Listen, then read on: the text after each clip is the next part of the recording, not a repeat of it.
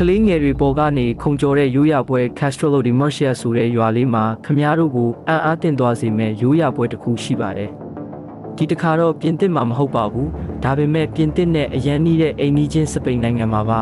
။ပွဲနာမည်က El Calacho လို့ခေါ်ပါတယ်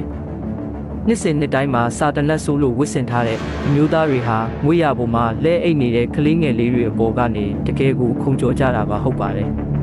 တကယ်ကလေးစစ်လေးတွေပါဒီရိုးရာဟာ1600ပြည့်နှစ်တွေကတည်းကရှိခဲ့တာဖြစ်ပြီးလူတွေကတော့ဒီလိုခုံကျော်လိုက်ခြင်းအပြင်ကလေးငယ်တွေကိုမကောင်းဆိုးဝါးဝိညာဉ်တွေရန်ကနေကင်းစင်စေတယ်လို့ယုံကြည်ကြပါတယ်။ဒါကိုတစ်ချက်လောက်မြင်အောင်ကြည့်လိုက်ပါ။တင်ဟာမိဘတစ်ယောက်ဖြစ်နေမယ်ပြီးတော့နတ်ဆိုးဝတ်စုံဝတ်ထားတဲ့သူတစ်ယောက်ကတင်ကလေးပေါ်ကနေခုံကျော်သွားမယ်ယူနှံ့ရကြတယ်လို့ထင်ရတယ်မဟုတ်လား။ဒါပေမဲ့ဒေတာခန်တွေအတွက်တော့ဒါဟာဘေးအန္တရာယ်ကနေကာကွယ်ပေးခြင်းရိုးရာအစဉ်လာကိုထိမ့်သိမ်းခြင်းနဲ့ယုံကြည်ကိုးကွယ်မှုရဲ့ပြရုပ်တစ်ခုပဲဖြစ်ပါတယ်။ကဲတင်ရောတင်ကလေးအပေါ်ကနေတစုံတစ်ယောက်ကိုဒီလိုခုံကျော်ခွင့်ပေးနိုင်ပါမလား။